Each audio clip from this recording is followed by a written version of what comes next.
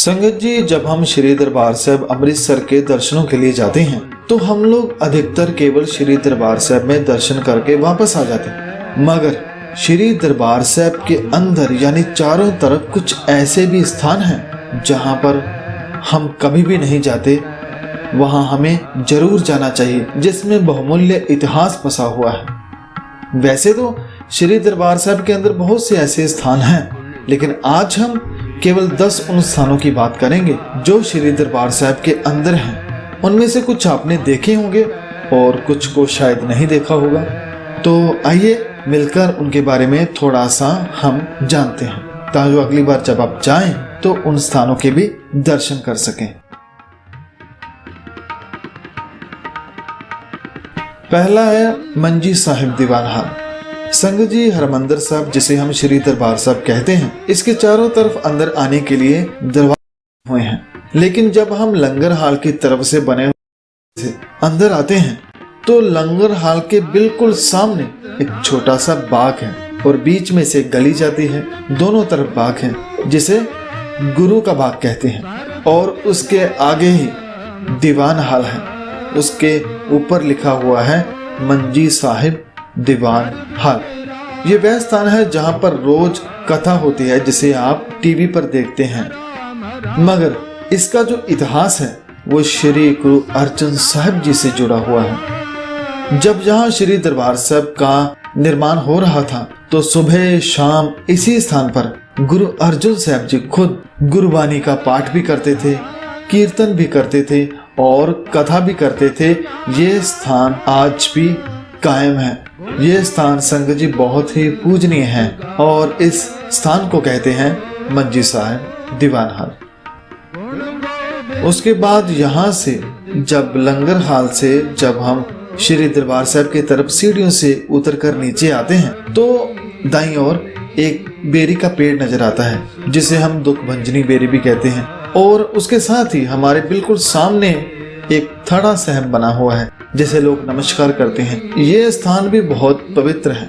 ये स्थान उस वक्त की याद को ताजा करता है जब अमृतसर नगर बसाने का काम श्री गुरु रामदास जी ने शुरू किया था, और जब श्री दरबार साहिब का सरोवर का काम आरंभ किया तो गुरु रामदास जी ने इसे यहाँ से ही शुरू किया था, और इसी स्थान पर बैठकर वह पूरे कार्य को देखते थे। आज भी यहाँ पर एक बोर्ड लगा हुआ है जिस पर पूरा इतिहास लिखा है।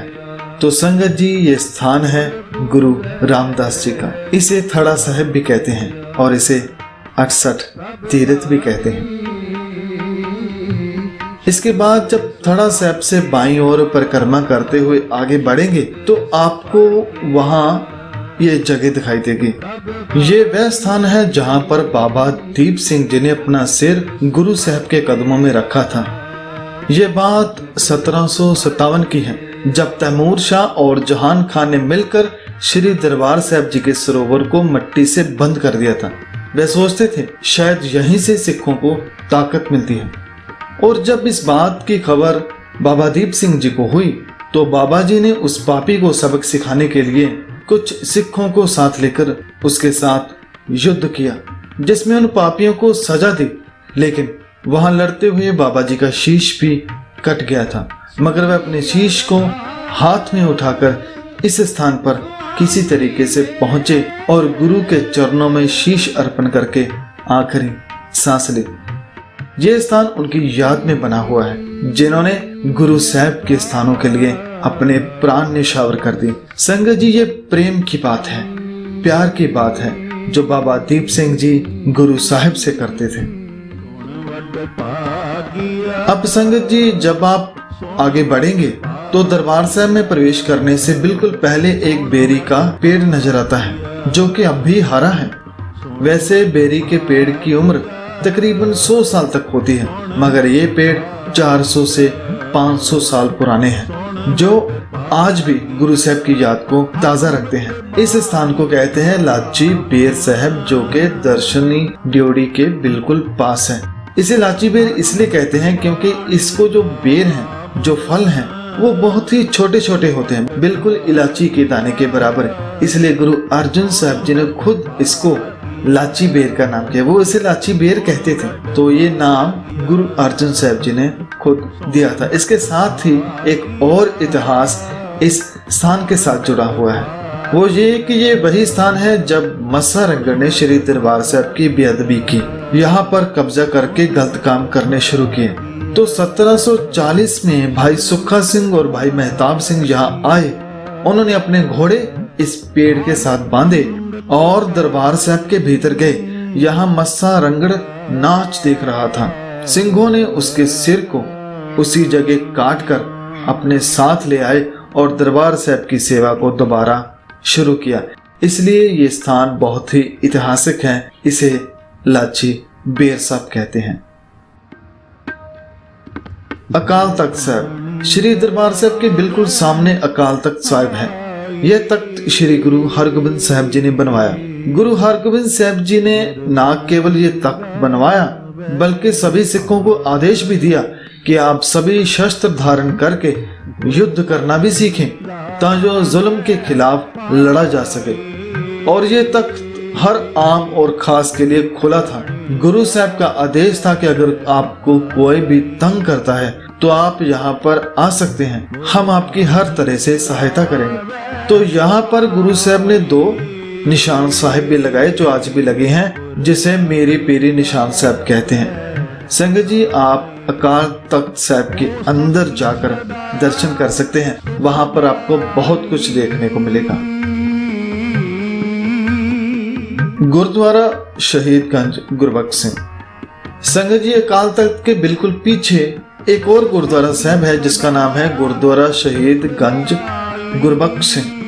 संगत जी, याद रखें कि श्री दरबार साहब पर बहुत हमले हुए, जिनमें से 3 जो हमले थे वो मुगलों ने किए। 1740 में, फिर 1757 में, फिर 1764 में। जब 1764 में हमला हुआ तो वह बहुत ही भयंकर था।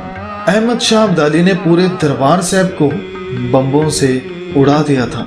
जब हमला हुआ तो वहां पर कुछ 30 के करीब सिख थे जिन्होंने जी जान से लड़ाई लड़ी। वे जानते थे कि हम 30 हैं और हमारे सामने हजारों की फौज, मगर बात गुरु साहब की शान की थी तो वह अंत तक उनके साथ लड़े और शहीदी प्राप्त कर गए। उन सिखों की याद में ही ये गुरुद्वारा साहब बना हुआ है जिसे गुरुद्वारा शहीदगंज गुरबख्श सिंह कहते हैं, जो अकाल तख्त के बिल्कुल पीछे है।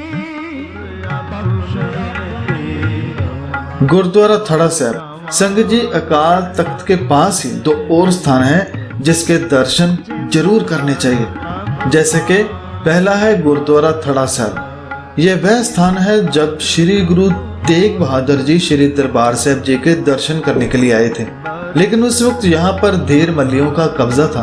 तो जब उन्होंने गुरु साहब के पहुंचने की खबर सुनी तो वह खुश होने की बजाय सभी दरवाजों को ताले लगाकर चुप कर बैठ गए और गुरु साहब को अंदर जाने की अनुमति ना दी। तो गुरु साहब बाहर से ही दर्शन करके कुछ वक्त इस स्थान पर पेड़ के नीचे बैठे और यहाँ से फिर चले गए। जहाँ पर श्री गुरु तेग बहादुर जी बैठे उसी स्थान पर बना है गुरुद्वारा थड़ा साहब, जो कि अकाल तख्त के दाईं ओर है। इस स्थान के दर्शन भी हमें करने चाहिए जहाँ पर गुरु साहब जी विराजे थे। इसके साथ ही एक और नया गुरुद्वारा साहब बना है। यह गुरुद्वारा साहब भी जो अकाल तख्त साहब जी की निशान साहब हैं उनके बिल्कुल ही पास है। ये गुरुद्वारा साहब उन शहीदों की याद में बना है जिन्होंने 1984 में दिल्ली की फौज के साथ लड़ते हुए शहीदी प्राप्त की। ये वह स्थान है जहां पर संत जरनैल सिंह जी शहीद हुए। उन सभी शहीदों की याद को ताजा करता है ये गुरुद्वारा साहब, जिसका नाम है गुरुद्वारा यादगार शहीदा संत बाबा जरनैल सिंह जी खालसा। बेर बाबा बुड्ढा जी। जब हम आगे बढ़ते हैं तो आगे हमको एक और बेरी का पेड़ नजर आता है जिसे बेर बाबा बुड्ढा जी कहते हैं। यह भी उस वक्त की याद दिलाता है जब श्री दरबार साहब तैयार हो रहा था। तो बाबा जी स्टोर इंचार्ज का काम करते थे। वह यहाँ पर बैठकर पूरे काम और सामान की देखरेख और लेखा जोखा करते थे।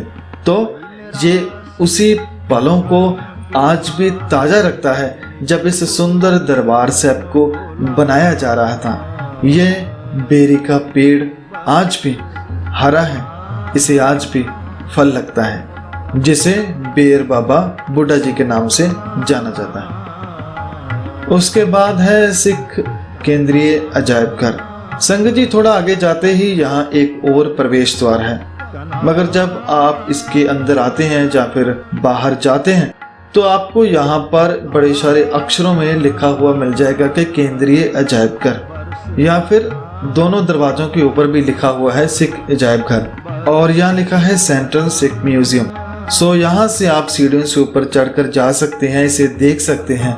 ये वह स्थान है जहाँ पर पूरा इतिहास जो है गुरु साहिबान का या सभी शहीदों का, वो सारा इतिहास तस्वीरों में बसा कर रखा हुआ है। यहाँ पर पुरातन समय की बहुत सारी चीजों को संभाल कर रखा गया है और उन संत महापुरुषों की तस्वीरों को लगाया गया है जिन्होंने गुरुद्वारों की सेवा के लिए कुर्बानियां की। यहाँ और भी बहुत कुछ था, मगर 1984 में बहुत कुछ यहाँ से लूट कर ले गए, जो अभी तक वापस नहीं किए। तो संगत जी ऐसे और भी बहुत सारे स्थान श्री दरबार साहब में हैं जिसे आप देख सकते हैं। जैसे ये बुंगे हैं जो उस वक्त शहर की रखवाली के लिए बनाए गए थे। इसके साथ ये लंगर हाल है, फिर यहाँ पर तोशा खाना है और बाबा अटल राय है। इसके साथ ही दर्शनी ड्योढ़ी है, फिर एक पुराने जमाने की घड़ी है। दरबार साहब की छत के ऊपर बहुत ही सुंदर गुरुद्वारा साहब है, और ऐसे और भी बहुत सारे स्थान यहाँ पर मौजूद हैं और इसके आसपास भी हैं, जिसे हमें जरूर देखकर इसके इतिहास के बारे में जानना चाहिए, ताकि हम सच के साथ जुड़े रहें, हम अपने गुरु पातशाह जी के साथ जुड़े रहें। तो आज की वीडियो के लिए इतना ही। वीडियो बनाते हुए तमाम गलतियों की मैं क्षमा चाहता हूँ। वाहिगुरु जी का खालसा, वाहिगुरु जी की